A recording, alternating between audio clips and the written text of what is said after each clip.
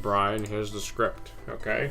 Once upon a time in a galaxy far, far away, there was a group of developers named Insomniac Games. They had just wrapped up work on the legendary Spyro the Dragon trilogy for the PlayStation, and went on their way to create something new for the PlayStation 2. That something was codenamed i5, which was then scrapped in 6 months due to a lack of enthusiasm. So Brian Hastings instead came up with an idea about a space-traveling alien who collected weapons and had 3 robot companions. Eventually, 2 of the robots were dropped and Ratchet & Clank was born. Here we go!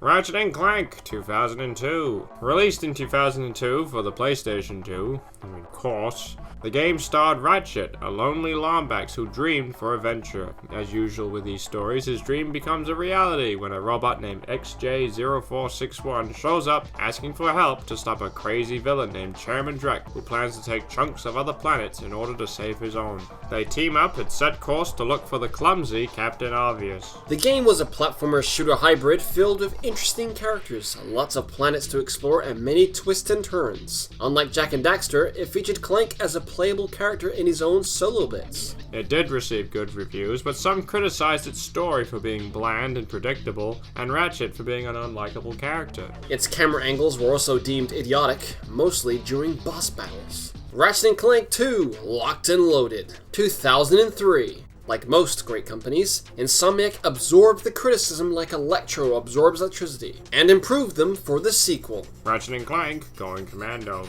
Yep, it's an innuendo. Released again for the PlayStation 2, this new adventure saw Ratchet being hired by a company called Megacorp to get back a stolen creature, with many mysteries unfolding along the way. As usual. Including this, and a bit of this. And that.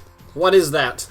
It features improved controls such as the ability to strafe, upgradable weapons, new arena zones which have become a series mainstay, and a new voice for Ratchet, which was praised as making him a more likable character. Yay!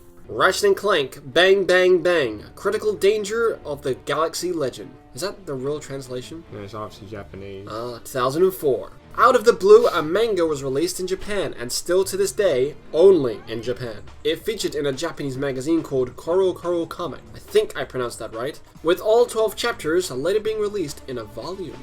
Everybody's Golf 4, 2004. Now you might be thinking, I wonder what color socks Dexter wears. Well, currently, I'm not wearing socks. Or you may be thinking, this isn't a Ratchet & Clank game, it's a golf game. Well, you would be correct, but in actuality, Ratchet appears in this game as an unlockable character alongside Jak. Yep, Ratchet did a bit of golf and brought Clank for the ride as his caddy. And also, Gex did Everybody's Golf as well. Gex. Gex. Gex. Gex. On PS2? No, PS1. No. Ratchet & Clank 3, Up Your Arsenal, 2004. Bringing back more action to keep the PS2 alive and kicking, Ratchet & Clank came back for a third adventure called Up Your Arsenal. It continued the basic gameplay but expanded on it while also introducing more weapons to tickle your fancy. It brought in a new villain in the form of the quirky but menacing Dr. Nefarious, who would later be regarded as the main baddie of the franchise. The storyline saw Ratchet & Clank on a quest to stop Dr. Nefarious from turning organic life into robots. A great plot that was also very funny. It also introduced online multiplayer into the series for the first time. It received critical acclaim and was regarded as the best Ratchet game in the series. What some people don't know, though, is that the game features a Sly 2 demo. No, I think people knew that. It's on the box. Well, that's not what you all wrote in the script.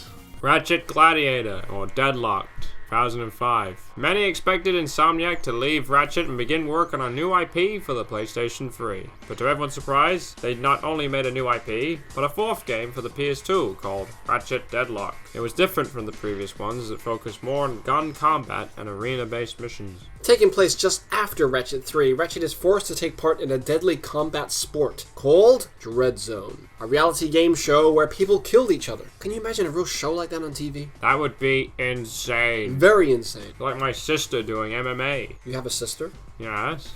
It got good reviews and featured online play and even a fantastic co-op option so you and a friend can enjoy fighting for your lives together.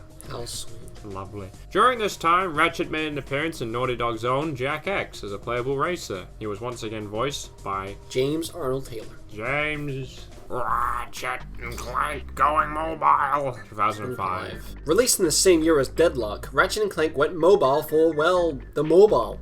It was a 2D-based game with only 7 weapons to choose from, but regardless, it still did okay. There was meant to be a sequel titled Ratchet & Clank Clone Home, but it was cancelled. Ratchet & Clank Size Matters 2007. After a year of silence, Ratchet returned for an all-new adventure for Sony's PlayStation Portable, the PSP. It was developed by High Impact Games, which was actually formed by old Insomniac employees, which meant they knew how to screw a light bulb and count to 500. It followed Ratchet & Clank going on a vacation until their holiday is interrupted by the kidnapping of a little girl. Along the way, they get involved in the usual twists and turns, like a giant quark. It featured the same Ratchet & Clank gameplay we all know and love, and even brought back Giant Clank for some flying sections. It got good reviews on the PSP, but its PS2 port was heavily criticized for its bland gameplay, even though it was the same game. One critic moaned the game was slightly racist, and that the Size Matters title was inappropriate for children. Well, in my opinion, the Transformers films are inappropriate for children, but that doesn't stop them watching it. Look!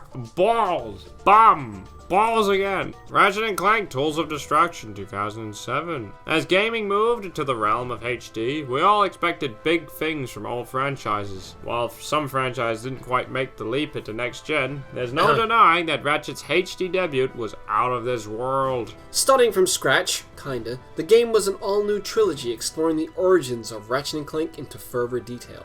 It introduced new characters like Tywin, new planets, and new weapons, including the hilarious Groovatron. Let's break it down now! The game was very well conceived. Conceived. The game was very well received and single-handedly saved the PS3 from extinction. However, it did receive some criticism for not including online multiplayer. Apparently, it goes from a score that could be a 10 to a 9 because it has no online multiplayer. Secret Agent Clank 2008. I had a dream that one day in the Great Plains of Mississippi that there'd be a Clank game for the PSP, and scarily enough it came true. However, in my dream it was a straight up Clank game, not based on his TV alter ego, Secret Agent Clank. The game follows Clank setting out on a mission to clear Ratchet's name, who was caught stealing a gem. The gameplay was similar to the main series, but featured Clank in a more action-orientated role, using his own weapons, gadgets, and even his own rhythm sections. Kind of like Rhythm Thief before Rhythm Thief.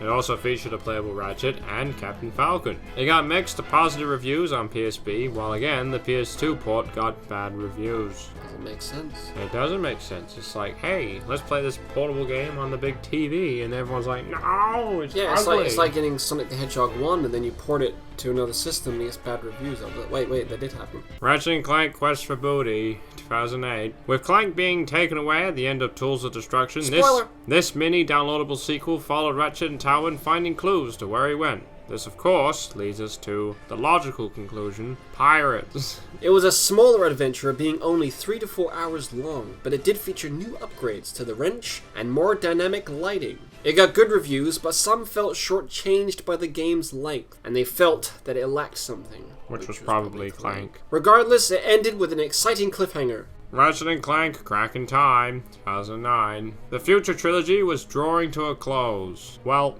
almost. The game saw the return of Dr. Nefarious, who was hell-bent on discovering the secrets of the Great Clock and manipulating time to his own advantage. It was a great story filled with lots of exciting old and new characters, but it does have some plot holes, mostly due to the time travel stuff. The gameplay was undoubtedly the best in this series, featuring a great variety of gameplay styles, including great Clank sections which involves solving puzzles using multiple versions of yourself. It also had full-on space exploration where you can land and explore smaller planets and listen to the highly entertaining pirate radio. Some people hated the space exploration, others liked it. Personally, we loved it as much as the Michelin Man.